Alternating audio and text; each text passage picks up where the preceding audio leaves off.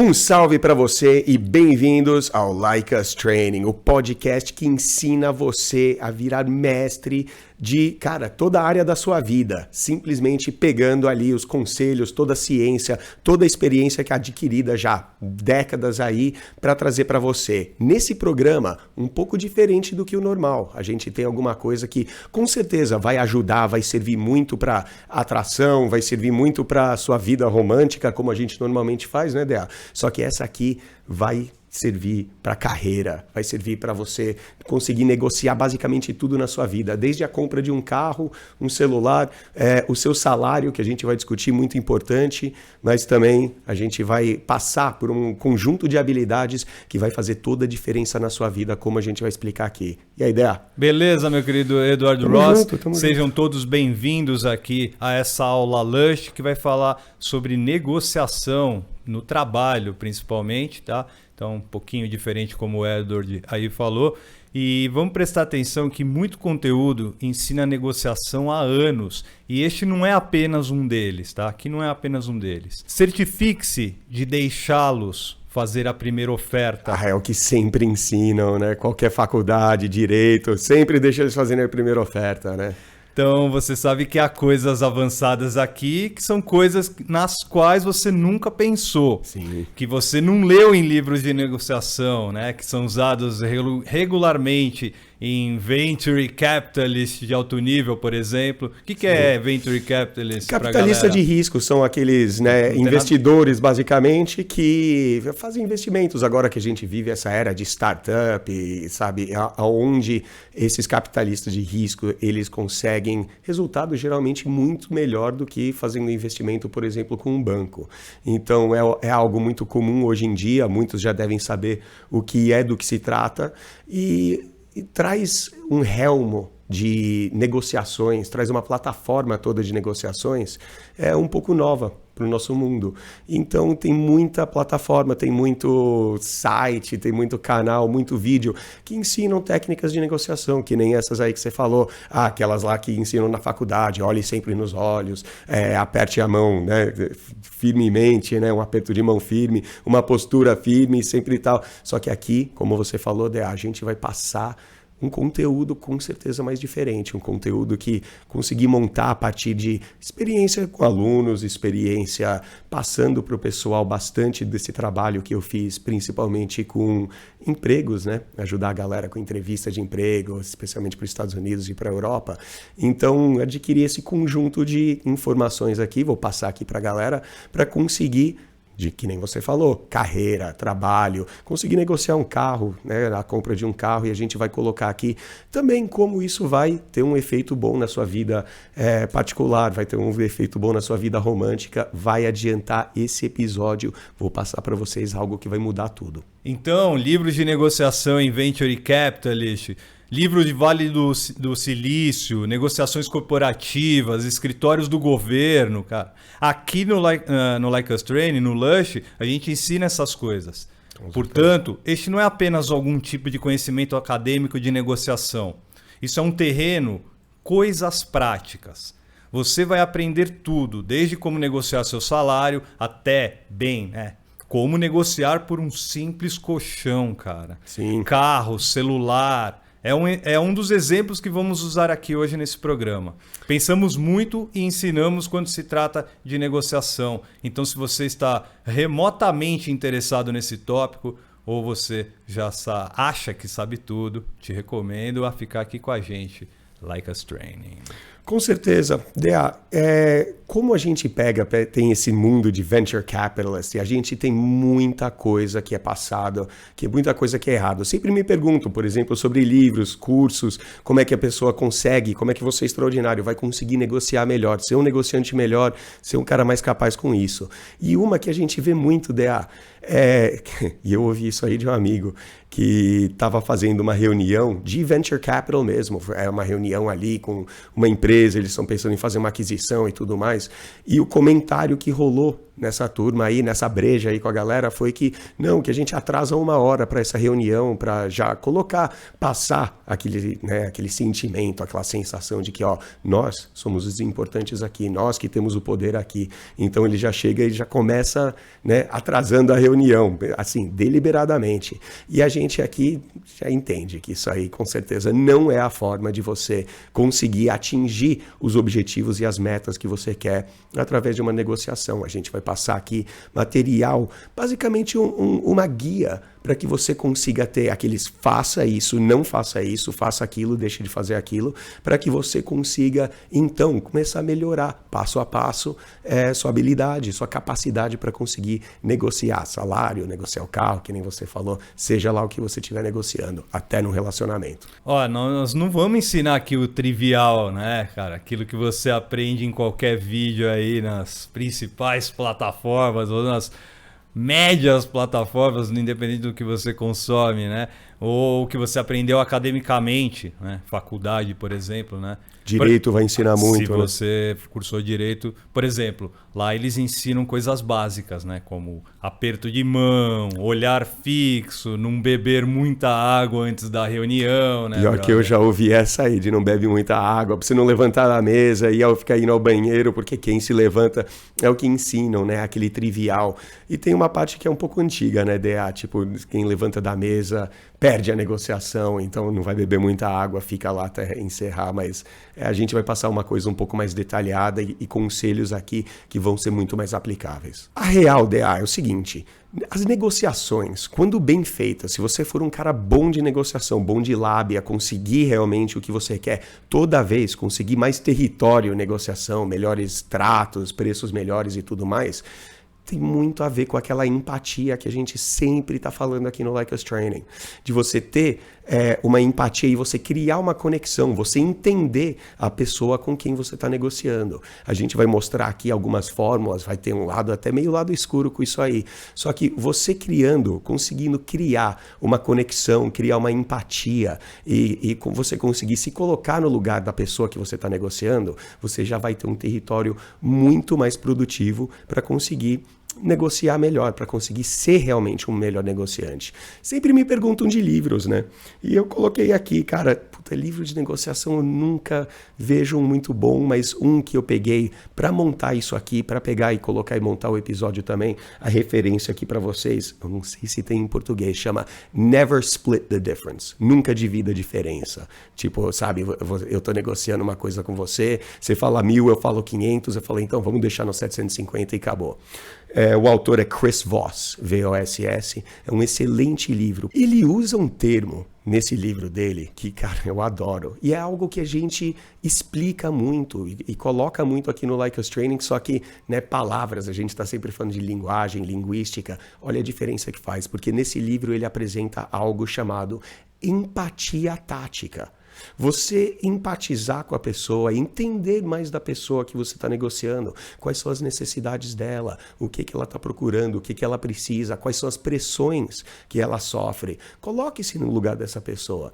E não é aquela questão só de bonzinho. Não, a questão é aqui que você vai conseguir se munir de informações e se munir de potencial, que na hora de você negociar você vai ter muito mais poder e você vai conseguir fazer coisas muito melhores, você vai conseguir muito mais território para essa negociação. Essa empatia, e você usar ela taticamente, é algo muito interessante, idear. Eu faço uma aqui no Like Us Training mesmo, sempre que a gente está procurando gente para trabalhar com a gente, com vendas, alguma coisa com copy ou marketing, e sempre que faz uma reunião aí, pergunta assim, sabe, qual que é a sua expectativa salarial, quanto você quer ganhar? Aí a pessoa chega e lança lá, eu quero ganhar tanto, eu quero ganhar tantos %. E sempre vem aquela pergunta, mas você acha que você realmente vale tudo isso? Você acha que o seu serviço vale isso? E deixa o espaço para a pessoa ficar meio tentando se explicar se ela acha ou que não. Eu faço isso só para testar, só parece que é meio que bagunçar com a pessoa, para ver como que ela reage, porque isso vai me dar uma noção muito melhor de com quem que eu tô lidando. Isso vai entender. Sim, pode parecer meio um negócio meio de filho da puta, né? Pô, o cara meio cuzão fala, mano, você acha que você merece um salário desse? Simplesmente isso. Eu perguntei a sua opinião. Não tô falando que você não merece. Eu tô perguntando se você acha, se você merece. Tende a desestabilizar as pessoas só para você conseguir adquirir esse tipo de conhecimento em cima da personalidade, em cima do quão segura que elas estão com o que elas querem, o quão preparadas elas estão para lidar com aquela situação. Como não queremos deixar as pessoas pensando que essa foi uma experiência terrível, fazer negócios com ele é horrível. Ainda bem que acabou, né, brother?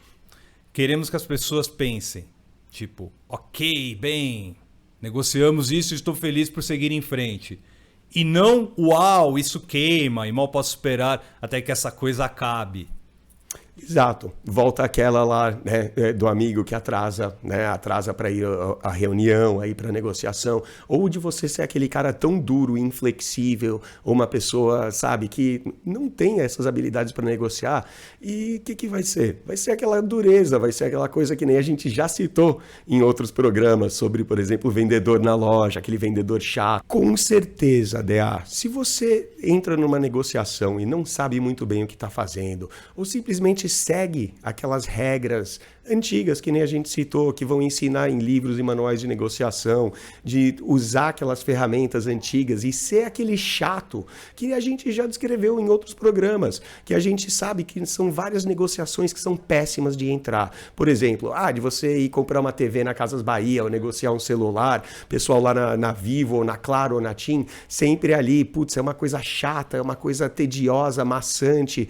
E, na real, você percebe que quando aquele vendedor está negociando ali com você, eles trabalham muito em cima dessa questão de que é desagradável negociar. É desagradável ficar puxando para esse lado. Não, mas eu queria mais disso. Não, mas eu queria mais aquilo. E a maioria das pessoas, até qualquer um de nós, vocês extraordinários, pode entrar numa loja querendo passar por aquele momento mais rápido possível, sabe? Querendo simplesmente se vai sair R$200 mais caro para mim, tudo bem, só para, passar já esse negócio que é desagradável estar aqui, é uma merda estar aqui nessa negociação e tudo mais. Você não fica com um gosto bom com isso. Não dá aquela coisa de, pô, que legal que foi. Você não sai daquela loja, você não sai daquela negociação razoavelmente contente com o resultado que você obteve. Tanto se você está ali no lado da venda, do distribuidor, ou se você está no comprador.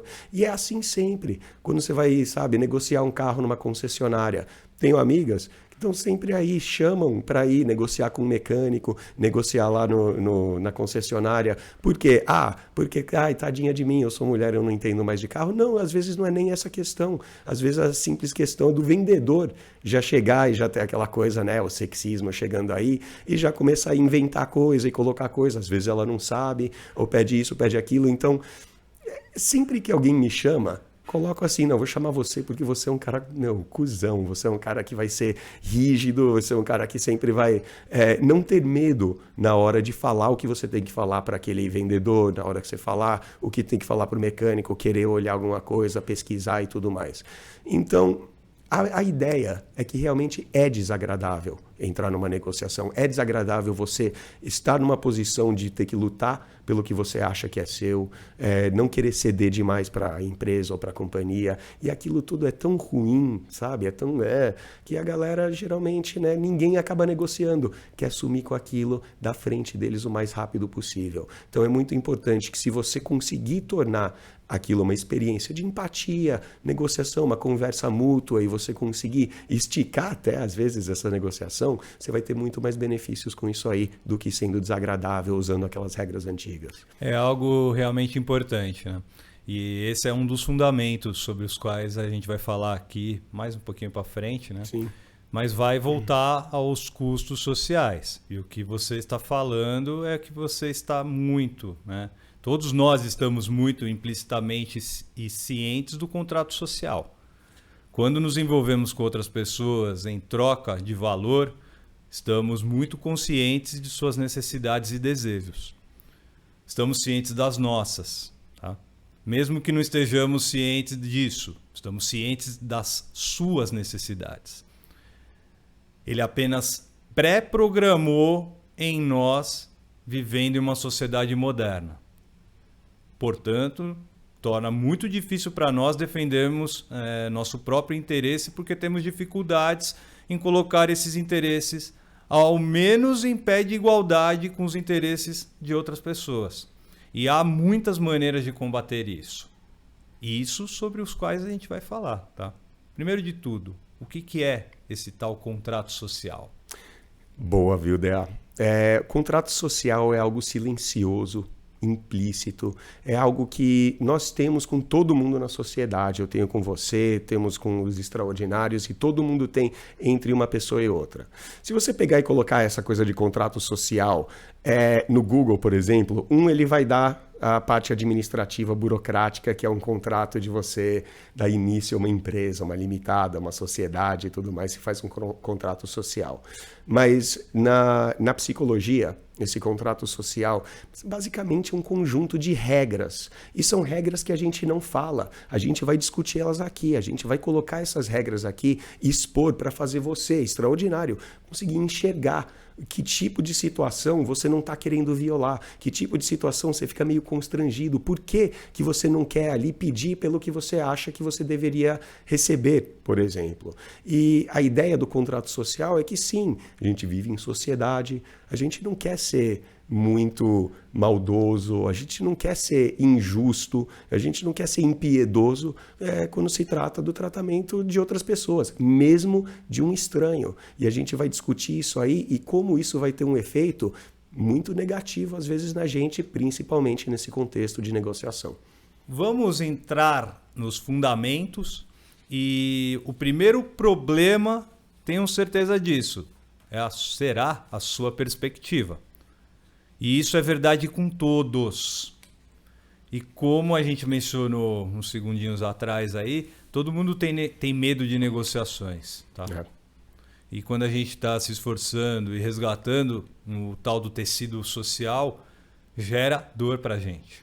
É tipo um rasgo, né? Você está forçando esse tecido, né? Então, para a maioria de nós, a parte mais difícil é pedir. Simplesmente a gente não consegue chegar ao ponto de fazer isso, né? Sim. Uma porcentagem muito grande da diferença salarial entre homens e mulheres na força de trabalho é justamente definida pelo fato de que as mulheres raramente negociam em relação aos homens. Uhum. Algo que está mudando, tá? E ainda bem que está mudando, tá? Mas pesquisas indicam, né, que mulheres negociam cerca de 60% das ofertas de emprego em relação aos homens. Certo. Isso é lamentável. É lamentável, mas é uma indicativa realmente de que mulheres são mais gentis. Mulheres, elas têm um pouco mais de conhecimento e entendimento dessa fábrica social. Então, elas tendem a forçá-la muito menos. Então, mesmo quando negociam, às vezes vão ter um toque mais sutil para isso, que muitas vezes é bom, né? Dependendo da negociação. E isso foi, como você falou, foi uma das partes, né, que você mais trabalhou de perto com seus alunos, né? E principalmente a parte de racionalizar, né, cara? Ficar à vontade para pedir algo, né? Para fazer com que você tenha que reconhecer porque essas coisas acontecem. Porque é difícil para nós pedir as coisas que queremos. A primeira parte é que não sabemos o que estamos perdendo. Racionalizar e você olhar... A gente sempre ensina aqui no Like Us Training para você ser um cara grato, ter gratidão com a vida, sempre mudar as situações para funcionar ao seu favor. E essa racionalização, quero já todo mundo aqui que quando vai ouvir essa explicação sobre racionalização, tome muito cuidado, porque isso tem a ver com a sua sensação de merecimento, tem a ver com você entender o que você está perdendo, o que você está deixando de ganhar nessa negociação, e você basicamente colocar aquele tom de eu mereço, eu tenho que ter isso aqui, isso faz parte da minha, né, do que eu tenho que receber nessa negociação, é isso que eu quero e eu não vou levantar aqui dessa mesa, não vou entrar nessa negociação, muito menos sair dela sem ter isso aqui que eu mereço. Pedir. Uma anedota. É anedota em português, né? Anedota. Anedota, não tem o C. Não. Anedota. Tá. E a ideia é assim, eu vou contar essa história que ela vai ilustrar o que negociações podem fazer por nós. O que uma negociação, o que você melhorar nisso vai transformar na sua vida. Eu gosto de usar sempre uma relação de juros compostos. Tá ligado o que é juros compostos, DA? Eu lembro nas aulas de matemática. Mas juros compostos é basicamente, eu acho que todo mundo aqui já deve saber bem o que é isso. É um negócio que fode a gente. Porque se você dever, sei lá, você tem uma dívida lá com o banco de R$10, seja míseros R$10, só que os juros são compostos, né? Então significa que os juros, ele vai ser contado sobre os juros do ano anterior, que vai ser contado sobre o ano anterior. E é um negócio que assim, você vê que estava devendo R$10 para o banco, você dá as costas, volta tipo 1, 2, 3 anos depois, já está em R$2.000. Você vira de novo, já está em 100 mil. É um negócio louco, porque isso tem um potencial de exponencializar mesmo. E essa anedota, assim, é para negociação de salário. Você falou, por exemplo, que mulheres tendem a negociar um pouco menos. Sim, e é verdade, mas é a compreensão que elas têm dessa malha social. Então, por isso. Agora, eu tenho aqui essa história que vai dizer quais são os benefícios, vai realmente ilustrar esses benefícios de você melhorar suas habilidades para negociação. Digamos que há 3 pessoas, André, Betina e Carlos. Todos eles fizeram a mesma faculdade, se formaram no mesmo ano, com o mesmo diploma e vão para o mesmo emprego assim que saem da faculdade. Eles são iguais em todos os sentidos. A diferença de gênero aqui, porque tem a Betina, é só para ilustrar, não vai ser relevante no caso. Agora, cada um deles vai receber um salário médio de saída para todo mundo que sai, né, da faculdade. E o salário médio hoje, né, eu dei aquela pesquisada de cerca de 47, 48 mil reais por ano. Vamos arredondar para 50 mil. Então, digamos que eles saem da faculdade ganhando 50 pau cada um por ano, certo? Então, mesmo com eles ganhando cada um 50 mil, vamos pensar assim. Quando eles vão negociar esse primeiro salário, sentam ali na entrevista e recebem a pergunta, quanto você quer ganhar, expectativa salarial.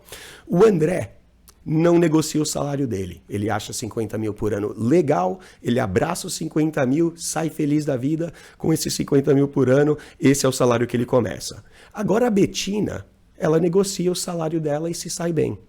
Ela chega em torno de 12% de melhora. E isso aí é mais ou menos uma média de quem negocia o salário, quem tende a negociar o seu salário, vai ter uma média de aumento ali de 12%. Então vamos dar 12% para a Betina. Então é bastante normal isso aí, então ela sai com um salário de 56 mil reais por ano. O Carlos, ele faz a mesma coisa que a Betina. Ele negocia esse salário e também recebe 56 mil. Agora, digamos que ao longo da sua carreira, você tem uma carreira ali de 40, 42 anos, né? Você vai se aposentar com 65. Então, para cada um desses, o primeiro salário, o salário de começo, é o ponto de partida, certo? Esse primeiro salário vai ser daí. É daí que todos os salários que eles vão ter vão ser, né, reajustados, vão aumentar. Raramente uma pessoa vai para um salário menor. Então, para o André, que não negociou e ficou com 50 mil, digamos que ao longo dos 42 anos de carreira dele no trabalho, ele recebe um reajuste salarial que todo mundo recebe por ano, né? Isso é normal para todo salário. Todo mundo vai receber um reajuste de mais ou menos 3% todo ano. Então o André, que começou com 50 mil, recebe todo ano um reajuste de custo de vida, né? Qualquer coisa assim, 3% por ano. Então, ao longo da sua carreira de 40 a 42 anos, ele ganhará algo em torno de 4 milhões de reais. Isso que ele vai gerar é o valor do André da carreira dele. Esses são todos os ganhos que ele tivesse tendo esses reajustes. Agora, para a Betina, que ela negociou a primeira oferta de trabalho dela e começou com 56, diferente do André que começou com 50. Ambos vão receber esse reajuste de 3%. Só que para a Betina, que só negociou uma vez o salário dela, negociou o primeiro salário só, nunca mais negociou outro salário. Ela começou com 56, onde o André começou com 50. No final da carreira dela, a Betina vai ganhar cerca de 500 mil reais a mais do que o André, só ganhando 3% a mais todo ano. Que nem os juros compostos, dever 10 reais para o banco não é nada, mas em alguns anos isso aí vira uma bela de uma bolada. É R$500 mil, negociando uma vez na vida. Agora vamos olhar para o Carlos, o terceiro. O André nunca negociou, a Betina negociou uma vez, ganha 500 mil reais a mais. Agora o Carlos, ele vai negociar toda vez que ele muda de emprego. Digamos que assim, em média, a média que a gente tem mesmo é que a pessoa muda de emprego a cada 6 ou 7 anos. E toda vez que o Carlos muda de emprego, ele vai negociar para melhorar esse salário. E digamos que toda vez que ele negocia, ele tem o mesmo resultado, aqueles 12% de média. Então, se ele está negociando esse seu trabalho 1, 2, 3, 4, 5 vezes ao longo da sua carreira, a cada 7 anos, o Carlos vai ganhar 1.985.000 reais a mais do que o André. Então, vai realmente ilustrar e demonstrar aí com esse fenômeno de juros compostos mesmo, que quando você negocia o benefício que você vai ter lá na frente, a gente não enxerga agora, mas vai ser gigantesco, Dea. Mas o ponto aqui é, ou você toma essas decisões ou elas são feitas para você. Os efeitos compostos dessas coisas são significativos. Opa. Você não os vê, tá? Não vê. Eles são nocivos. Então, às vezes, quando entramos em negociações e estamos tentando nos preparar para fazê-las, a gente está falando sobre o poder da racionalização. Você precisa racionalizar sua maneira de negociar. Essa é uma maneira de potencializar sua racionalização. Bem, se eu não conseguir negociar aqui, o que isso significa para mim se eu não fizer esse tipo de coisa mais tarde? O que eu poderia fazer com esse dinheiro se eu tivesse negociado da primeira vez? Então essa é uma. Vamos falar sobre racionalização um pouco, tá? Uhum. A racionalização é uma das melhores ferramentas que a humanidade já inventou e um dos nossos piores inimigos também. Opa! Isso pode nos levar a uma negociação difícil e falaremos sobre como fazer isso em um segundo plano. Também pode nos ajudar a racionalizar a fazer coisas terríveis. Quer dizer, todo o movimento nacional socialista na Alemanha, por exemplo, o tal do movimento nazista, Sim. era um país inteiro. Ou um número muito grande de pessoas racionalizando coisas muito difíceis e insanas em alguns casos. Sim. Porque sentiam que tinham recebido um trato realmente ruim da Primeira Guerra Mundial. Né? Sim. E havia, né, todos os tipos de coisas culturalmente acontecendo dentro do país que tornavam fácil, né, no caso, para as pessoas racionalizarem, né, para nós, coisas atrocidades, né? Coisas inimagináveis hoje, né, cara? Mas isso acontece conosco todos os dias em nossas vidas, né? Como eu malhei um pouquinho, vou comer esse bolo, né? Você vê. É um excelente exemplo, porque existia uma legião de pessoas que apoiaram o nazismo, que apoiaram aquele movimento e o Holocausto.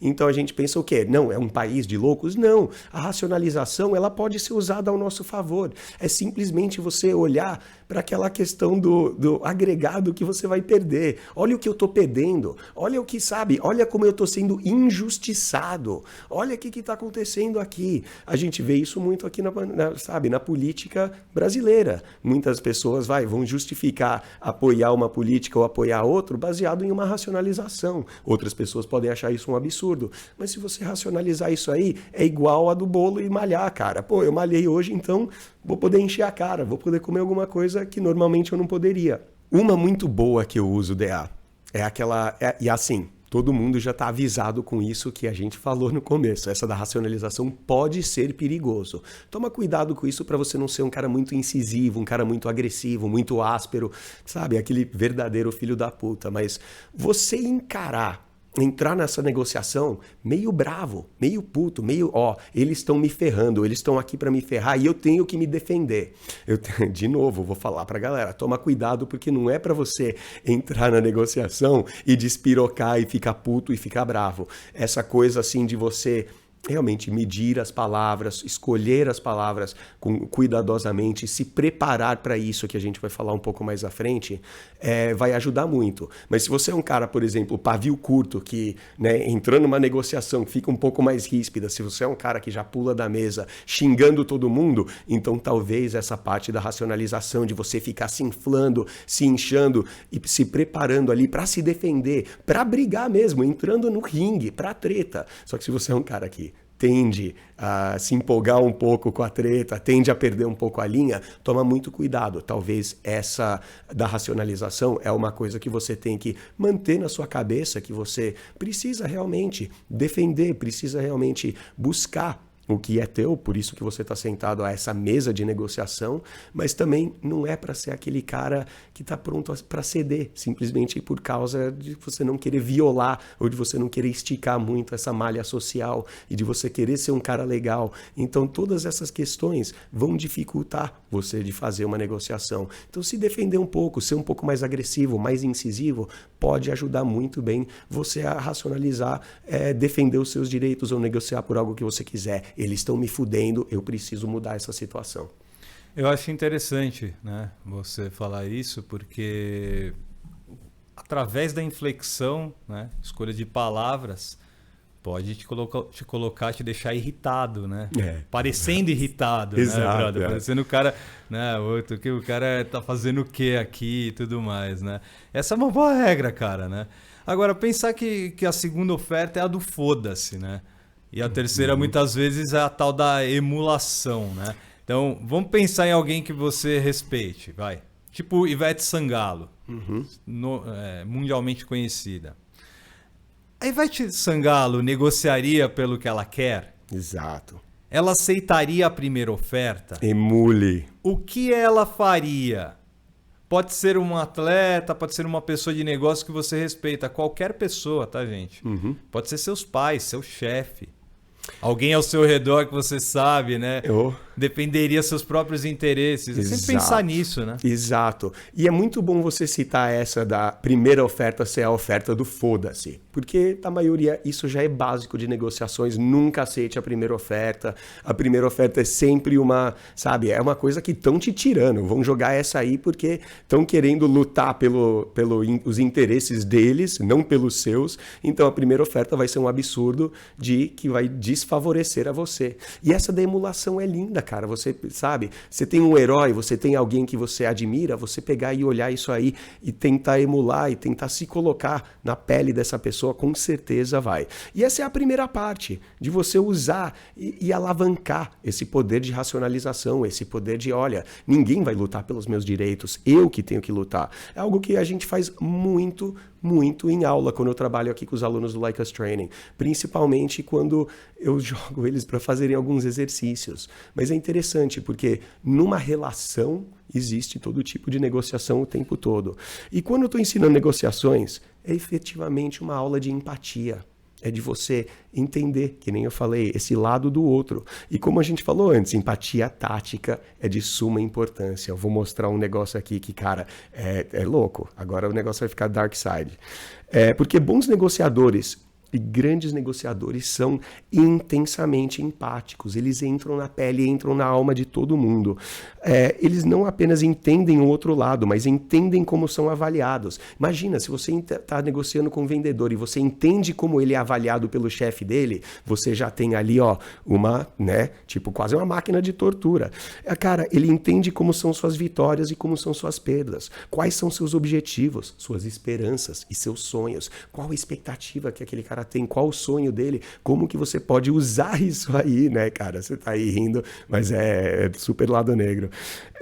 E quando você pegar isso aí, e ainda os piores pesadelos, né? O que esse cara mais teme, porque você pode usar isso na negociação. Todas essas coisas são ferramentas do seu cinturão de ferramentas para negociar efetivamente. E algumas você pode usar isso para o bem. Claro, a gente não está falando aqui que é para você fazer, né, a maldade. Alguns usam, né? Mas se você levar essa empatia longe demais, ela se torna chantagem, cara. Porque você entende tanto o que a pessoa quer, o que a pessoa precisa, tudo. Você começa a usar aquilo, né, não contra, mas você usa ao seu favor, não necessariamente contra elas. Então, eu sei exatamente quais são seus pontos de pressão, o que você precisa, o que você teme. Então, você pegar e eu usar isso aí para fazer você se sentir inseguro, puta, é uma puta ferramenta. É levar longe demais, né? Pode crer, né? A gente nunca pensa em empatia como algo negativo, né? É sempre usado no sentido que, porra, ele ainda é empático. É bondade, né? Realmente entende, né, que as pessoas... né, e sente dor também, né, cara? A dor da pessoa, que é gentil e tudo mais, né? Nunca é usado pro tal do uau, ele é tão empático que se aproveitou das fraquezas de todos, apenas chantageia todo mundo, né, Bruno? Então, a gente ensina exatamente isso no Like Us Training. Você entender as perspectivas de você, ser um cara empático, muitas vezes significa que você é um cara maquiavélico, né, cara? Que você consegue entrar ali na mente de todo mundo e fazer aquilo virar ao seu favor. Na negociação é essencial isso aí. Se a gente pegar, por exemplo, psicopatas fazem exatamente isso. Eles entram, entendem o que você precisa e começam a usar aquilo ao seu favor. Dizem por aí, e é uma questão, existem várias escolas de psicologia que falam que psicopatia, na verdade, é uma falta de empatia. É o cara que machuca os outros, mata e não sente dó. E tal, enquanto eu posso até estar a bordo com uma definição dessa, eu diria que talvez não. Eu diria até que um psicopata, ele é empático até demais. Ele entra ali para fazer essas atrocidades, né? Eu diria que, na verdade, é uma falta de moralidade o problema do psicopata, né? Para ele poder fazer essas atrocidades. Bom, a gente vai continuar voltando a esse tema logo mais nessa aula Lush, especialmente para você, porque ela é muito importante, tá? Ela é o fio que une tudo, tá? Mas antes, a gente vai para a próxima coisa. Você adora, né? Mas também é de suma importância para essa parte de negociações, né? A gente vai falar sobre uma forma direcionada, tá? Né? Mais adiante. Mas a gente vai começar a falar sobre o pré-preparo. Né? Importantíssimo, cara. Então, você precisa internalizar a ideia de que a pessoa mais bem preparada quase sempre ganha em uma negociação. Eu negocio, por exemplo, para viver, cara. Eu trabalho com negociações, trabalho com dinâmica social. Só que eu vou dizer uma coisa, Dea. Se eu for entrar em uma negociação onde eu não sei de nada sobre a vida, sobre as intenções, pretensões da pessoa com quem eu estou negociando, mas ela, mesmo sem saber nada de negociação, ser completamente péssima nisso, mas se ela fez a lição de casa dela, sabe quais são meus pontos de pressão, sabe o que eu estou precisando, sabe minhas necessidades, ele vai me destroçar, ele vai me atropelar numa negociação, simplesmente por causa desse pré-preparo. Parece que a gente está falando, vai fazer lição de casa, mas, mano, é de suma importância, porque isso que vai determinar a sua capacidade de olhar para essa situação, entender o ponto de vista do outro e conseguir usar isso aí já como, né, aquela alavancagem que a gente explicou. Características do pré-preparo, galera. Número 1, o que eu estou negociando? Isso é o básico. É o básico. Qual é a linha do tempo em que eu preciso fazer um acordo? Opa! Preciso dar essa oferta de emprego e responder até o final da semana? O tempo é importantíssimo, porque a gente vai ver aqui, através de toda essa informação, que quando você consegue usar brechas, o seu tempo, o silêncio, dar um passo para trás dessa negociação, você vai ter muito mais potencial em trabalhá-la muito melhor. E você, por exemplo, numa oferta de emprego, se você tem que dar a resposta até o final do dia ou até o final da semana, é importante que você saiba, entenda esse cronograma para você então usar ao seu favor. Depois passa pela parte envolvida e essas são as coisas mais importantes, né? É aqui que, por exemplo, a gente pesquisa pessoas no Google, né? É aqui que a gente aprende tanto sobre nós quanto podemos, sobre quem eles são e o que eles querem. Ou seja, se você quer trabalhar em determinada empresa, cara, o mínimo que você tem que fazer é estudar toda a história daquela empresa, tudo que o cerca atualmente. E é interessante isso aí, Dea, porque é um básico, né? Saiba para que empresa você está indo, saiba qual a posição, a descrição do trabalho, que tipo de trabalho você vai fazer, quais são os objetivos e as aspirações daquela empresa, o que ela precisa. Esse é o básico. Agora, você entrar no Google, entrar no LinkedIn, para você olhar, perceber os departamentos e quais são as necessidades dos departamentos, quem vai te entrevistar, quem é o gerente ali, quais são os projetos que eles estão engajando, o que eles estão procurando, o que eles estão buscando, quais são os concorrentes, o quanto eles estão perdendo para a concorrência ou ganhando, o que eles estão buscando. Isso é de suma importância. Se você está indo para uma entrevista de emprego e não fazendo isso, você já está deixando de lado, cara, está perdendo. O que a pessoa faz, né? Digamos, vamos pensar em um contrato de empresa para empresa. Tá? Distribuição, serviço, né? A quem essa pessoa responde, como eles são avaliados, como eles recebem seus bônus, o que o chefe deles está buscando, a quem eles vão ter que vender isso, caso seja para outras pessoas. Quando conheço pessoas em cenário de negócios, eu sempre faço duas perguntas, brother. Uma é o que e como seria uma vitória para você? Onde você está querendo chegar? E o que é importante para você? E a segunda é o que te mantém acordado à noite? Pesadelos, né? Qual é o seu pior pesadelo? Né? Exato. Assim, eu acho que o extraordinário está começando já a entender um pouquinho. Por exemplo, a gente vai ter um exemplo aí que é negociar a compra de um carro, certo? Você vai lá na concessionária, você quer comprar um carro, comprar uma moto e ela custa X. Você entender, por exemplo, qual tipo de pressão que esse vendedor tem, porque todo vendedor ele tem uma cota mensal. Você chega lá na concessionária, por exemplo, no dia 27, faltando 3 dias para acabar o mês, com esse cara no desespero para vender, mas sei lá, 10, 20 motos ou 20 carros, você está pegando um cara já que está com a corda no pescoço, um cara que o chefe está botando a corda no pescoço dele. Então você entender esse tipo de elemento e você fazer esse tipo de pesquisa antes é o que vai determinar a força que você vai conseguir entrar nessa negociação. E a gente sabe disso. Todo mundo sabe. O que eu estou falando aqui não tem nada de surpresa. É a mesma coisa quando você vai negociar um celular ou comprar uma TV, vai na Casas Bahia ou na Marabras.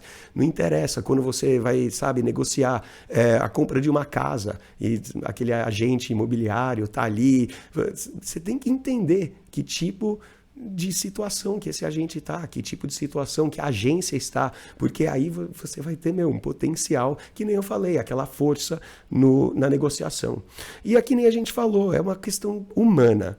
A gente não gosta, a gente faz o possível para aliviar a dor do eu lutando pelo que eu quero e você lutando pelo que você quer, e a gente nesse embate de interesses. Falamos desse contrato social, desse desconforto e por que as pessoas não querem negociar, porque elas se recusam para entrar. Só que, quando a gente evita essa dor, a gente tem que entender que a gente evita a dor de entrar numa negociação rapidinho, sai dela rapidinho, isso vai ajudar a gente no curto prazo só. A gente alivia na hora, sair daquela situação, mas você tá aí com um contrato de celular que tá, te ferrando, ou você tá aí, pagou caro demais no carro, ou você negociou o salário mal.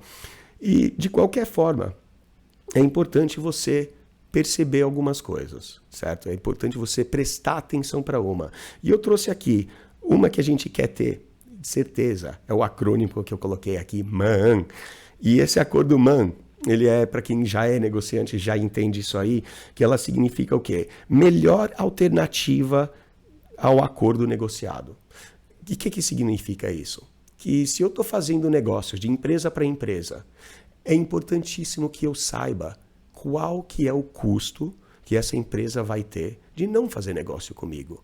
Se ela não fizer negócio comigo, de que concorrente que ela vai comprar e quanto que ela vai passar, que tipo de negócio que ela vai fazer ali. Então é muito importante de você entender qual que é o seu poder ali naquela mesa, ali chegando ali na negociação, simplesmente ao saber de que, olha, você precisa negociar. E você tem já aquela alavancagem. Numa negociação, tem sempre um desequilíbrio. Sempre um vai precisar de algo do outro mais do que o vice-versa. Então, você conseguir ter ciência disso vai ser de suma importância. Então, lembre-se desse acrônimo. Qual que é o custo realmente, né? Qual que é essa melhor alternativa de acordo negociado? Então, Se ele não fizer negócio comigo, com quem que ele vai? Qual o negociante? Porque você tem, e a gente vai entrar ainda nisso. Quando você entra, por exemplo, na Casas Bahia, que você quer comprar uma TV, aquele vendedor sabe muito bem que você pode virar, sair andando e ir comprar essa TV lá no Extra ou na Lojas Marabras, ou ir na Fast Shop. E você tem escolhas. E ele entende que o custo de não fazer negócio com você é perder aquele negócio, porque você simplesmente vai para outra loja. Então, faz todo sentido você fazer esse tipo de pesquisa, faz todo sentido você fazer esse trabalho. Bom, o próximo item é o seu interesse, tá? Puxando o gancho do que você está falando. É importante que você entenda o que está realmente tentando alcançar. Tá? Uhum. Porque às vezes pode parecer óbvio, né? Mas muitas vezes não é. Há uma série de razões nas negociações que você faz o negócio que podem não ser apenas sobre dinheiro, por exemplo. Como empresário, você pode fazer um acordo com um concorrente para um relacionamento estratégico para desenvolver um relacionamento com outra pessoa com quem trabalha. Com certeza. Por valor de marca, por termos de maior controle de sua própria empresa ou por um novo termo. Há todo tipo de razão pelas quais você quer fazer uma negociação. Não se trata apenas de dinheiro, Não, né? não. É muito míope pensar assim. Com certeza. E quando a gente leva para o contexto de relacionamento, porque é um pouco difícil a gente entender que o relacionamento com nossas namoradas, nossas esposas e vice-versa, tratam-se de negociações. Parece que está trazendo muito business, mas a dinâmica é muito parecida. Então, passar um tempo para realmente sentar, pensar em todas as razões estratégicas pelas quais seria útil fechar, bom senso das coisas, né? Agora, pensar que o outro lado, que é realmente importante, é escrever o seu objetivo, né? Qual é o seu alvo? Digamos que estamos fazendo um cenário de oferta de emprego, tá? Qual é o meu objetivo? Qual é a quantidade de dinheiro que eu quero ter? O que eu acho que é realista e também seria um resultado ideal para mim? Então, o mais importante, se você não anotar mais nada na sua folha, no inverso do seu objetivo, anote qual é o seu ponto de resistência. Tantas vezes as pessoas entram em emprego, recebem uma oferta e aceitam, mesmo que essa oferta esteja abaixo do que eles acham que valem. Você precisa colocar aquele chão, ou aquele fundo, enfim. A gente vê isso acontecendo demais, Dea. Muita gente, a gente vai falar ainda mais adiante, daquele sim rápido, essa oferta de emprego. E o simples fato de você não ter um emprego coloca você sob pressão. Você precisa de um emprego, você precisa de dinheiro, precisa pagar as contas. E é um ponto de vista muito interessante, Dea, porque, na verdade, o custo que você vai ter no fim da sua carreira, o custo que você vai ter na sua vida, ao aceitar um emprego num salário baixo demais, muita gente vai chorar agora. Cara, é melhor você continuar desempregado. E você continuar desempregado para arrumar um emprego que vá proporcionar aquilo que você está buscando. Porque se você entra ali pelo valor muito baixo, as consequências que isso pode ter, lembra dos juros compostos. A consequência, as perdas que você vai ter lá no final da sua carreira são inestimáveis, são gigantescas.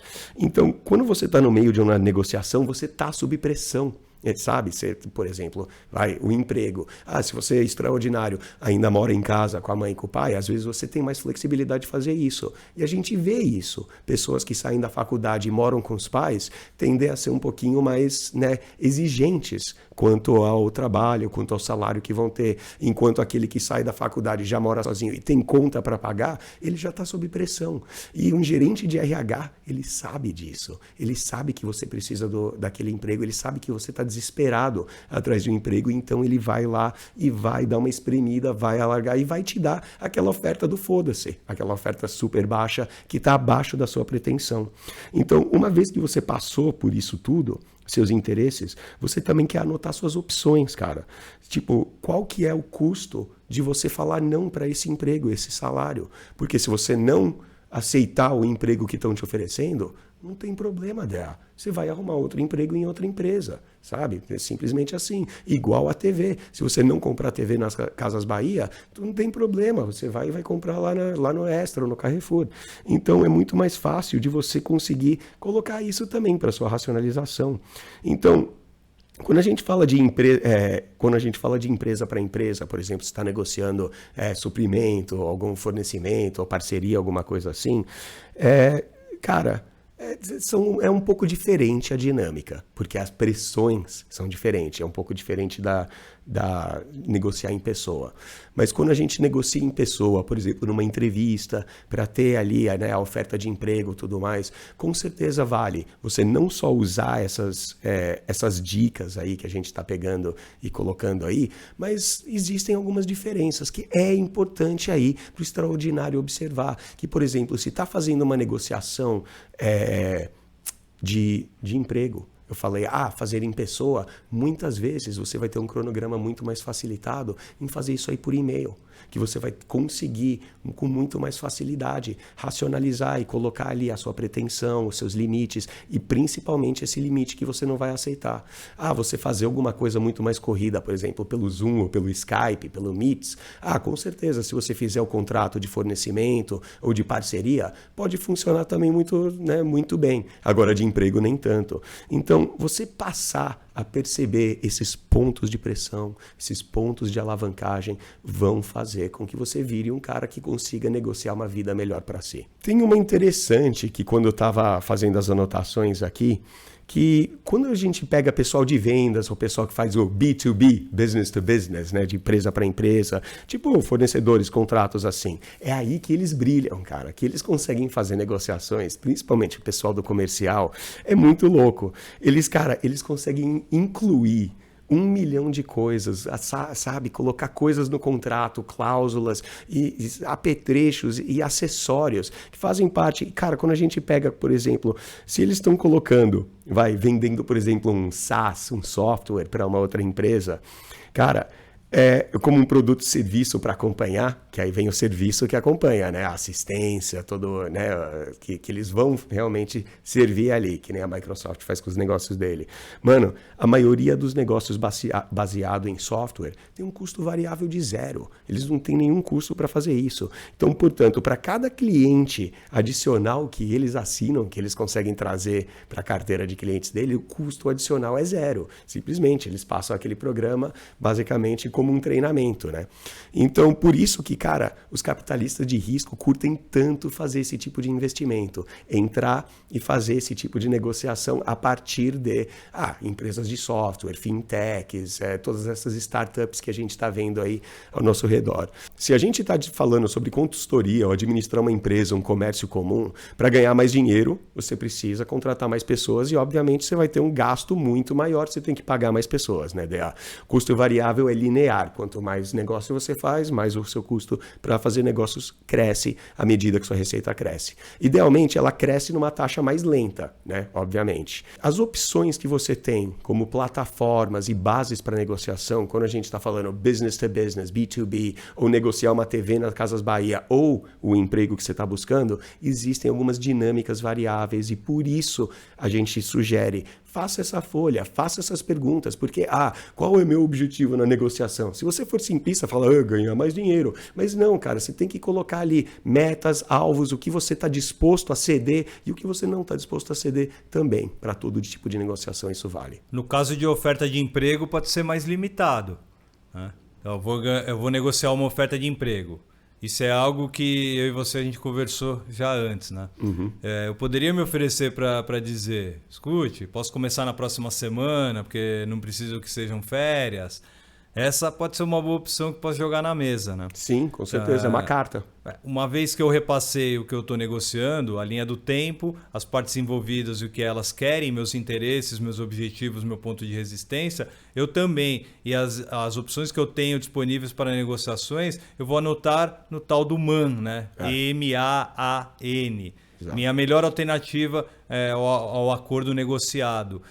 Se eu não pegar este carro, eu compro outro carro. Okay. Se eu não conseguir essa casa, tenho outra casa. Se eu não conseguir esse emprego, outro emprego. Tenho tudo anotado, né? As duas últimas coisas, né? Comunicação e estratégia. Então, qual canal eu quero usar para comunicação nesta negociação? Para negociações de oferta de emprego, geralmente recomendo que as pessoas façam isso por e-mail, né? Embora já esteja ficando cada vez mais em desuso, mas ainda utilizem-se do e-mail para se comunicar de forma corporativa. Além de ficar tudo por escrito, né, Dea? Correto, fica tudo documentado, né? É mais difícil para eles selecionarem, né, suas palavras com cuidado, né? Pelo menos passá-las para outras pessoas e dizer, ei, o que você acha desse texto ou aquele, né? Exatamente. Então o e-mail tende a ser bom por isso, além de estar em escrito. Olha que bonita, né? E essa de você conferir com os outros é a melhor, cara, de você chegar, escreve um e-mail, sabe? Você tá no meio da negociação, de você poder virar pro brother e falar, mano, lê aqui, o que você acha, né? O cara vai ler e tal. Não, eu trocaria isso. Você soa meio assim ou você soa meio assado. Quanto mais olhos vem aquilo, melhor o potencial de alcançar aquilo que você está buscando. Então, é de suma importância, né, Dea? A gente fala, faz uma folha, responde essas perguntinhas, mas isso vai fazer com que você entre naquele ringue de negociações, mano, que nem um rinoceronte, pronto para atropelar. Eu peguei a próxima aqui, Dea, e agora o negócio vai ficar intrínseco, cara, vai ficar louco. Porque é algo que a gente citou antes. É essa noção de algo que a gente chama de custos sociais. Então, o custo social é um estranho conjunto de elementos de efeito comportamental, dos quais estamos sempre cientes. É aquela coisa do contrato social que a gente falou. Mas afeta as nossas escolhas, afeta o nosso sentimento e opções e todos os tipos de coisa no dia a dia, de muitas maneiras que a gente não está nem ciente. A gente sabe, aquela coisa que você falou no começo. Se você não está negociando, não está lutando pelo que você quer, muitas coisas vão ser escolhidas por você. E você vai se sentir, sabe, aquele bola de ping-pong na vida. E é muito importante que você entenda, perceba isso, porque está completamente ligado, está completamente trançado ali naquela malha social. Assim, em muitos casos de negociação, o outro lado da mesa, sem saber, tentará aumentar os custos sociais. Isso aí, a gente vai ter exemplo, você vai curtir essas aí, Dea. Os custos sociais das pessoas que dizem não a eles. Então, é importante isso aí, dizer não. Então, eles dirão, esse realmente é um ótimo...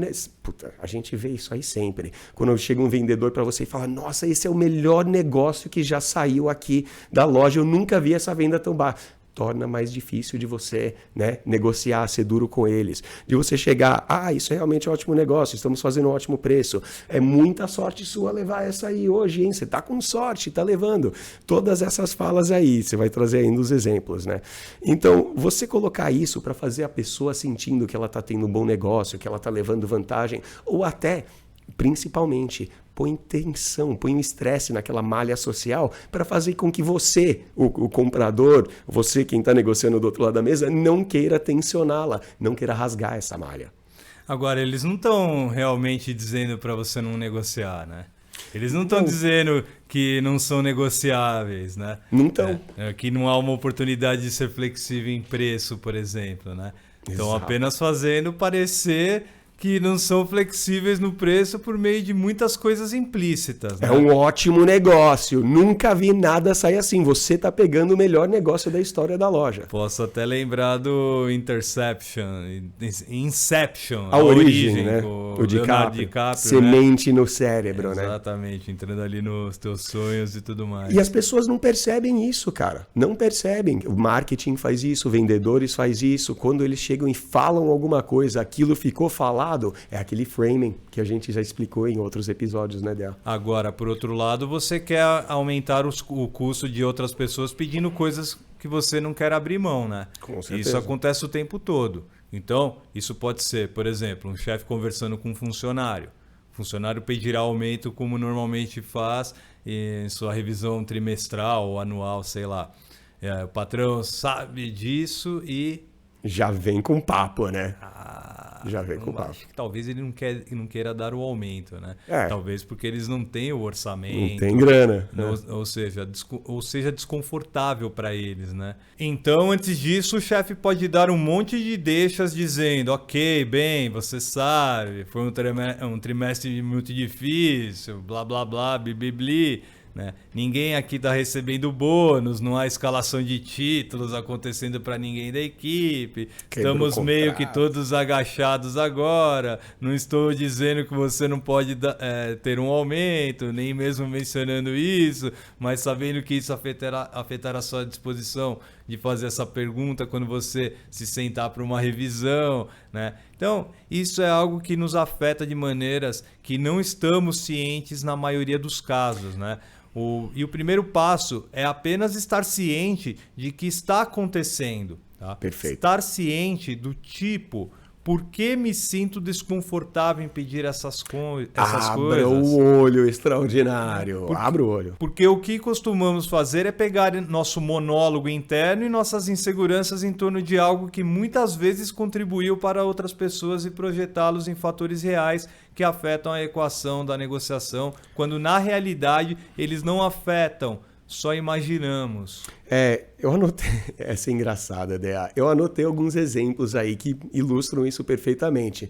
Mas essa do chefe, chegando e falando, pô, o ano foi difícil, o negócio tá foda, perdemos o cliente, só porque ele sabe que sua revisão anual vai chegar, para te desestimular a pedir um aumento. Ou se você pedir um aumento e eu lhe oferecer aquela merrequinha, você vai aceitar, porque você já sabe que o ano foi difícil, caíram, sabe, clientes e contratos, enfim. Cara, isso eu acho que a maioria das pessoas sacam. Você, extraordinário, deve entender isso aí. Sabe quando você tem aquele brother que ele chega em você, aquele amigo, e, mano, ele fala da dificuldade, que, pô, aconteceu isso e aconteceu aquilo. Ele tá contando uma história de dificuldade, de tragédia financeira, que você só tá sentindo e você sabe que no fim disso tudo ele vai pedir grana emprestada para você. Cara, é exatamente desse tipo de coisa que a gente tá falando. Grandes exemplos, vendedor de carro. Vamos dizer que você está entrando numa concessionária para comprar um carro. Vendedor de carro sai, talvez você está ali com a sua namorada, né? Aí ele vira e fala, ai, que casal lindo. Casal lindo? Vai fazer o quê? Que ele goste de você, né? Que você goste dele. Ah, olha minha esposa e eu. Aí ele vai lá, saca ali, né, a carteira, tira ali a foto. Ah, minha esposa e eu, aqui a gente tá uma foto nossa. Olha, aqui o meu filho, ele adora futebol. Ó, você gosta do Corinthians? Pô, meu filho é fissurado no Corinthians, a gente vai em todo jogo, né? O Corinthians isso e o Corinthians aquilo. O que ele tá fazendo? A maioria que não conhece negociações só acha, não, o cara está sendo legal, está sendo gente fina, está sendo talvez puxa-saco, né? Tá tentando ser brother seu, ele está tentando te amigar. Só que o que você não percebe, que nem o DA acabou de falar, é que ele está criando um clima, ele está criando um relacionamento onde fica muito mais difícil para você chegar e falar, não quero pagar esse preço, eu quero pagar menos. Por quê? Pô, você já vê o filhinho dele lá com a camisinha, né, a camisa do Timão, você vê lá, né, pô, sabe? Você entende já o lado dessa vida. Olha ele usando a empatia contra você. Então, quando você chega, vai, eu amo o Corinthians, ele ama o Corinthians, tudo mais. Cara, ele vai por esse lado todo, ele se humaniza para nós, fazendo com que ele realmente pareça nosso amigo. Então diz, o quê? Quer saber? Vamos fazer um ótimo... Não, agora que a gente é amigo, a gente vai fazer um ótimo preço para você, o preço ideal, pessoal, eu já volto. E ele sai, vai lá, né, supostamente para conversar com o gerente, ele vai e pega um café. Devem falar de qualquer coisa, né? Os caras falando de futebol, ele passa lá uns 10 minutos, volta para sua sala e fala, olha, o gerente, eu nunca vi ele fazer algo igual a isso, cara. Incrível, ele só pode estar louco hoje. Ele fez, esse valor para você. Então, é típico, a gente já viu isso aí. O que ele está fazendo, ele está sentindo como se houvesse uma relação fabricada, que você vai ser muito menos propenso a colocar pressão nele, ou você vai ser mais propenso a acreditar que ele realmente está te fazendo um favor, que aquilo realmente é um excelente negócio e não é lorota só de vendedor. E a gente acredita, a maioria vai acreditar. Ele chega e fala que aquilo é um ótimo negócio, que foi o telefone mais barato que ele vendeu, que já chegou. Você vai fazer o quê? Duvidar dele? Claro que não, você acredita. Ainda mais que você está ali trocando ideia. Então, é ele aumentando os custos sociais. Ele colocando assim, simplesmente ele tá lá te fudendo, porque ele tá aumentando cada vez mais o custo social de você ser durão, de você falar não e de você pegar e colocar esse contrato social na tua cara para te tornar muito menos propenso de, né, negociar, de discordar. Então, não é apenas humanizar com o propósito de desenvolver rapport, ser seu brother. Ele não tá tentando ser seu brother, tá tentando arrancar grana de você, mano. E assim, o que ele sabe é que mais tarde é muito mais provável que você diga, cara, que isso é algo que eu preciso, é muito menos provável, eu quero isso. E você não vai ser, sabe, flexível quanto a isso. Preciso do que você precisa muito. Então, sabe, você pedir lá na concessionária, que você quer ar-condicionado no carro, você não vai pedir, ele vai colocar mais dinheiro, você vai ceder. Negociação é assim. Outro grande exemplo que a gente pode passar aí para os nossos ouvintes e ouvintas são os tais funerárias, né? Vamos lá, tá planejando o funeral. O golpe baixo também, né, Dea? Mas a gente tem que falar de tudo que nos cerca. Não, né, o golpe baixo que eles falam. A gente tá isento, né? Pode ser. Sim. Né? Mas vamos pensar que o agente funerário, entre aspas, ele vai tirar vantagem em muitos casos, né? Não em todos os casos, mas ele vai tirar vantagem do fato que você tá triste, né? Você tá numa posição vulnerável, para tomar ótimas decisões quando se trata de lidar com dinheiro, né? E quando você está disposto a gastar, né? Exato. Então, os exemplos das casas funerárias, elas são muito bem-vindas, porque muitas vezes elas escondem ali as coisas que elas fazem, justamente, né, os preços, né, basicamente, justamente para esse tipo de, entre aspas, exploração. Tá? Então, você precisa realmente ficar esperto em relação a esse alto custo social, né? Como eu posso chamar assim, né? E é do altíssimo, né? Porque vai lá, né? Um ente querido seu morreu, né? Bater aqui, mas vai lá, tá seu pai ou sua mãe ali, você vai negociar o caixão, falar, não, eu quero o mais simples. Não, é a memória dele, é o carinho que você tem por ele, é o amor que você tem por ele. Isso aí não vai ser representado. Aí ele vai lá e eu perdi parente já, você sabe, meu pai é falecido, e é um absurdo que eles fazem mesmo. E você percebe isso logo quando você entra. Não tem tabela de preço, não é que nem no McDonald's lá, custa isso, custa aquilo, não. Os caras negociam com todo mundo na base ali do...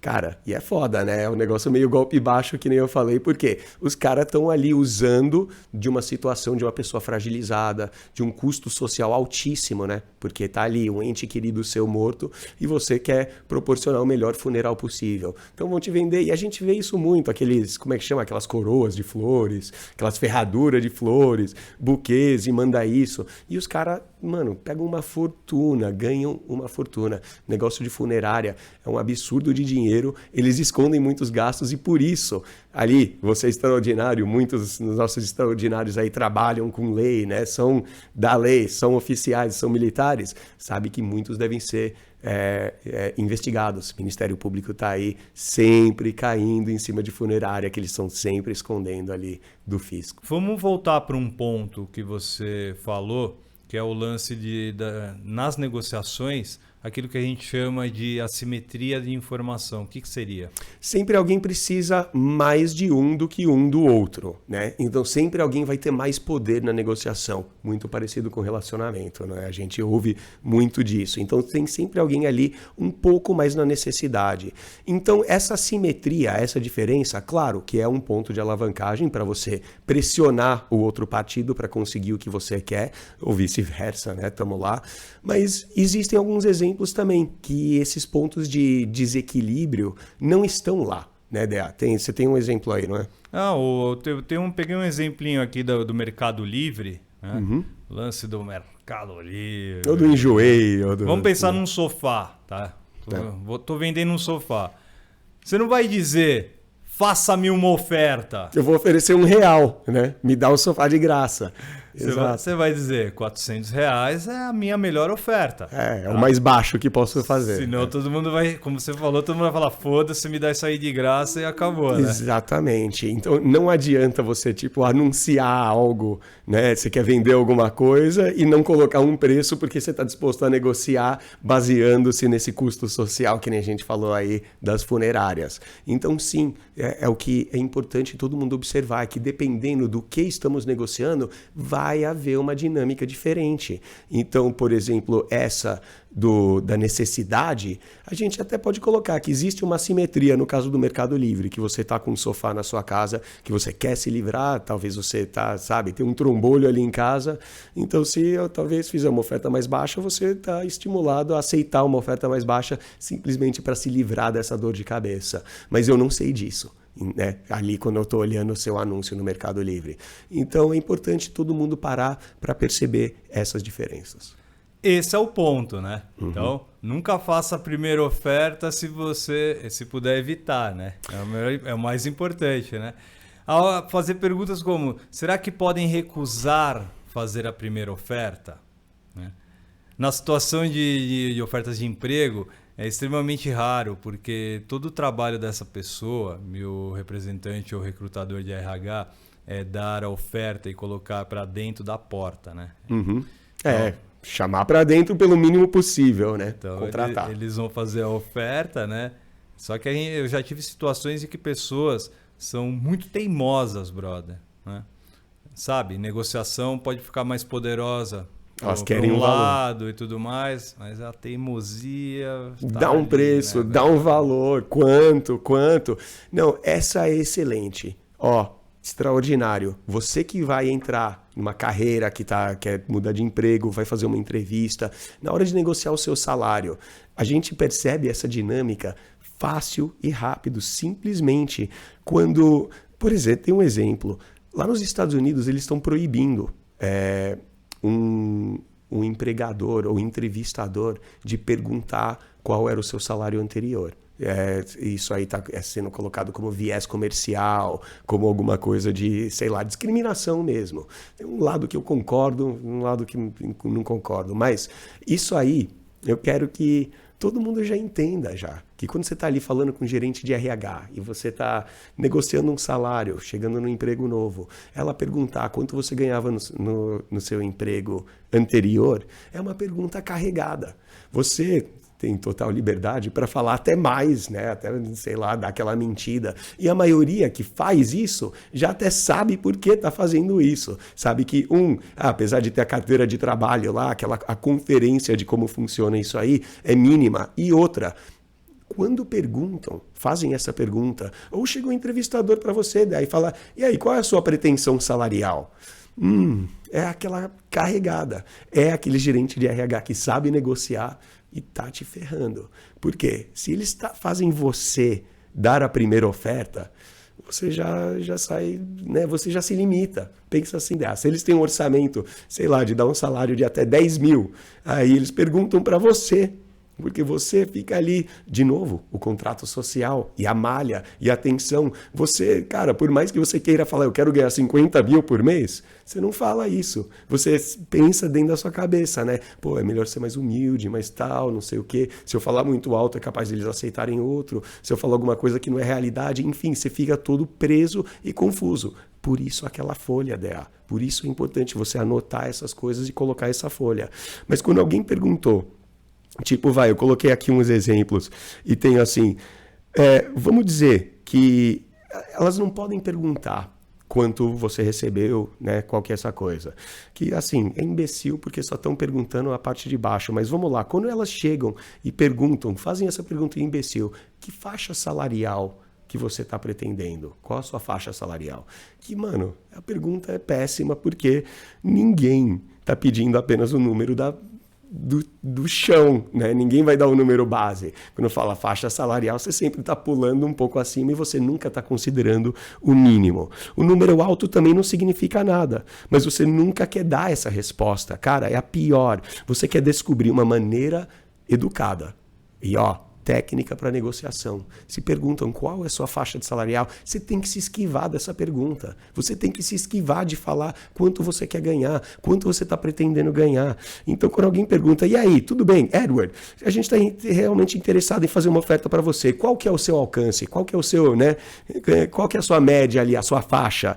E você fica ali, agora, vamos dizer que não é o caso deles não poderem fazer uma pergunta de qual sua pretensão, qual sua faixa, ou até qual que era o seu salário antigo.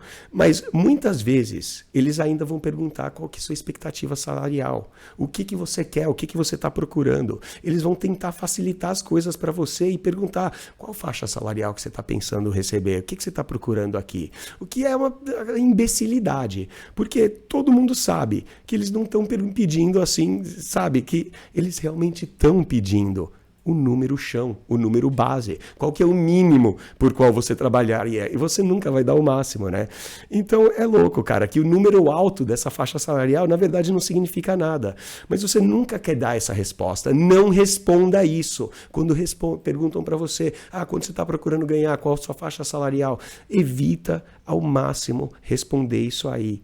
Cara, quando você quer descobrir uma maneira educada de você recusar responder essa pergunta. E quando um dia me chegaram e perguntaram, Edward, pô, você sabe que estamos interessadíssimos em trabalhar com você, só que qual que é o seu alcance, qual que é a sua faixa salarial?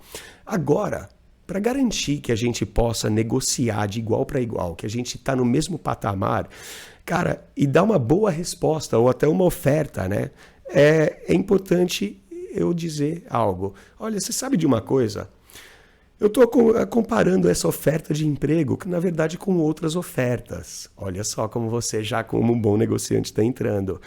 E eu tenho uma série de outras oportunidades. Estou olhando e baseando o salário em apenas um dos fatores, sabe? Salário é só um que eu estou olhando aqui. Se você pudesse fazer uma oferta para mim, eu adoraria compará-la com as outras que eu tenho. Eu estou olhando, estou procurando e realmente esperando por isso. De novo, se você fizer isso por e-mail, fica muito mais fácil, que não parece uma conversa. Muito obrigado, mas nunca cuspa o número, porque é ali que você começa a perder, é ali que eles começam a dominar, né? Começa a te atropelar ali numa negociação. É aquela coisa básica que você falou, Dea, sobre assimetria de informação, essa assimetria na negociação, do eu sei uma coisa, você não sabe, eu sei que você precisa, você não sabe, e é isso que vai impulsionar, não só negociações, mas negócios em geral, né? É algo que você sabe que você não está disposto a pagar, ou está disposto a pagar, ou aquela empresa está disposta a pagar para ter isso aí. Agora, em uma negociação, é muito parecido. Vou dar um exemplo. Eles estão ali dispostos a dar para você uma oferta, né, um trabalho. E o alcance, né, a faixa salarial que vão dar é um mínimo de 100 mil por ano e o máximo de 200 mil por ano. E você entrasse e dissesse, eles perguntam, qual é a faixa salarial? E você entra e fala, eu queria ganhar, sei lá, uns 95. Os caras vão aceitar na hora. Óbvio, você chutou um número que está abaixo do mínimo que eles estão dispostos a dar. Você entrou praticamente como um trouxa, né? E caiu aí simplesmente porque você deu esse número antes. E aqui, olha lá, vamos lá, 95, beleza. Mas eu estou desistindo potencialmente de muito dinheiro. Agora, mesmo que esse não seja o caso, a probabilidade que seja possível nunca vale a pena, cara, você testar ou desistir disso aí. Portanto, uma situação que você tenha informações imperfeitas, não sabe o quanto eles estão dispostos a gastar, você fica na tua, dá um passo para trás, você não tem essa informação, então tenta buscá-la, cara. Então deixa o outro lado fazer oferta. Agora, algumas situações em que existe uma exceção para isso. Você sabe que existem boas razões para acreditar que a outra parte vai fazer uma oferta super baixa. Se você sabe que vão fazer uma oferta lá no chão, aí sim, quando eles perguntam a faixa salarial, é importante que você jogue uma que seja lá em cima, né? Com toda certeza, resistam, tá, galera? Aprendam a resistência é muito importante. Sem a resistência, você nunca vai estar numa negociação. Não existe, né? Aprenda a dizer não também. É muito importante que você saiba os momentos certos de falar não, obrigado. Senão você vai estar sempre sendo refém de uma situação que você não quer. A palavra não, ela é importantíssima, é o básico da negociação, né? Todo mundo pensa que a negociação termina quando você chega e falou não, mas sabe que o sim é a palavra mais nociva para qualquer negociação, porque como a gente mencionou anteriormente, o sim rápido é a pior. Quando alguém chega e pergunta, eu quero comprar esse negócio seu, quanto você quer? Você fala 100, a pessoa, tá bom, pronto, você fala, fiz merda. Que naquela hora, todo mundo, você extraordinário, sabe que se você tivesse falado 500, a pessoa ia falar, tá bom, vai, eu te dou 500. Ou a pessoa fala 400, isso é 300, sabe? E você consegue vender pelo triplo que você normalmente venderia. Então, você aceitar algo e falar o sim logo, merda. É um tiro no pé. Então, a palavra sim nas negociações, na verdade, ela pode ser muito, muito improdutiva, cara. Quando você recebe um sim rápido numa negociação, significa que você precificou a situação incorretamente. Você colocou um preço muito baixo, os caras aceitaram na hora, estão felizes da vida em comprar aquilo de você. Você fez merda. Então, é muito importante, de novo, entra em você anotar o que você está procurando, o que você precisa, saber quais são os preços e os valores das coisas. Na maioria das vezes, vezes isso significa que você tomou uma má decisão. E assim, uma negociação, você precisa amar a palavra não. Lembra, a gente já falou em vários episódios sobre você curtir confronto, você curtir deixar as coisas esquisitas, você curtir ser um pouco duro às vezes, né? Às vezes não para ser um filho da puta completo, mas sim, vale muito a pena você ser um pouquinho linha dura. Então, você dizer um não, cara, porque não é onde está o nosso teto, é onde, sabe, é onde a gente não vai passar. Teto não, né? O chão, né? O limite que a gente não vai aceitar mais. Então, é importante que você entender os limites da negociação, porque ao chegar em um não, muitos casos não dá nem para negociar. As pessoas simplesmente vão, sabe, retirar aquela coisa e você não perde tempo, ou você não perde pior na negociação, né? Uma muito boa, DA, é o que eu faço com os alunos que vêm e treinam comigo aqui no Like Us Training. E a gente não especializa e não foca em negociações, mas você tem uma capacidade em pedir por aquilo que você quer, pedir por alguma coisa que seja um absurdo, sabe? E eu chego e jogo esse exercício da pessoa sair por aí e conseguir nãos. Parece o Clube da Luta. Você lembra no Clube da Luta, aquele quando os caras têm que arrumar uma treta e você vê o quão difícil é você arrumar uma treta, os caras saem provocando gente na rua e ninguém acaba brigando com eles. E essa do sim, cara, já tem uma de você, por exemplo, de mandar aluno lá pro McDonald's. E todo mundo sabe, cara, que um Big Mac custa, sei lá, R$12,50. E do cara chegar e falar, olha, eu tenho aqui R$10,90, faz pra mim. E, cara, já rolou de aluno conseguir ir no drive-thru do Mac, chegar e falar, ó, certo, ficou em R$25, mas eu vou te dar 17, tá bom? A pessoa fala, tá bom, chega aí na janela, vai, e dá os 17 e fica por isso. Isso aí parece aquela coisa da malha social, as pessoas serem incapazes de falar não, é muito comum. Outro exercício que eu mando sempre alunos fazer, é tipo entrar numa loja de chocolate, para conseguir experimentar um chocolate, eu quero experimentar um desse. Show. Com certeza, vai na Cacau Show e tenta acontecer. E o grande exercício que eu faço é de sair por aí tentando conseguir nãos. E sabe qual é o mais interessante? Acho que nenhum aluno até hoje conseguiu chegar com 20 nãos para mim. Eles geralmente desistem porque eles ganham tanta coisa de graça, eles ganham tanta coisa dada. Cara, você pode chegar simplesmente, por exemplo, na rua, para uma gata, parar ela na rua e falar, olha, me dá um beijo. E, cara, a possibilidade de você ouvir o não, eu acho que é menor do que você ouvir um sim. Claro, ela não vai te dar uma linguada na boca, ela vai te dar um no rosto, mas você vai ganhar um beijo. Então, essa de falar um não é você colocar esse estresse, essa tensão na malha social, é você abusar desse contrato social e do desconforto das pessoas, de falar não e não quererem ceder. Então é muito importante você tentar, você extraordinário que está tentando melhorar, tenta sair por aí, faça mais negociações, busquem mais não, peçam por coisas que são mais absurdas, que você vai ver que não só a sua desenvoltura para negociar vai ampliar assim, exponencialmente, mas também você vai acabar conseguindo muito mais daquelas coisas que você quer na vida, de tudo, romanticamente, pro seu estilo de vida, pro seu trabalho, carreira. E, mano, quando você pede coisa, olha a reação das pessoas. Você é extraordinário, que tá treinando dinâmica social, de você olhar uma caixa nos olhos e falar, não, então, vou te dar 10 conto. Ela fica meio, tá bom. Ela fica perdida, mas acaba aceitando. E é doido, eu fico até meio mal de fazer isso no Mac, quando as atendentes dão o lanche, provavelmente sai do bolso delas, né? Então, negócio tipo, puta, que é, né, péssimo. Mas como um exercício, é importante aí para os extraordinários, para todo mundo aí entender que esse tipo de mecanismo existe, você está ciente dele, conseguir usar um pouquinho, torcer um pouco isso, vai fazer você um extraordinário negociante. Bem, galera, esse foi o podcast Like Us Training especial sobre negociações. Esperamos ter ajudado a todos vocês. Eu sou o DA, diretamente da cidade de São Paulo, para o Brasil e o mundo inteiro. Até os próximos programas. Fiquem com a gente aqui no podcast Like Us Training. É isso aí, o programa longo, né, Dea? Bastante conteúdo, é bem denso, a gente tem muito ainda o que falar sobre negociação, fica atento aí para outros episódios. Só que, cara, de novo, como a gente sempre fala aqui, pega aqui essas informações, apliquem para sua vida, porque fazem toda a diferença. A gente fala aqui de mágica acontecendo, social, fenômenos de estilo de vida. Você quer que essa mágica aconteça com você? Faça o melhor para aplicar o que você aprende aqui. Boa semana.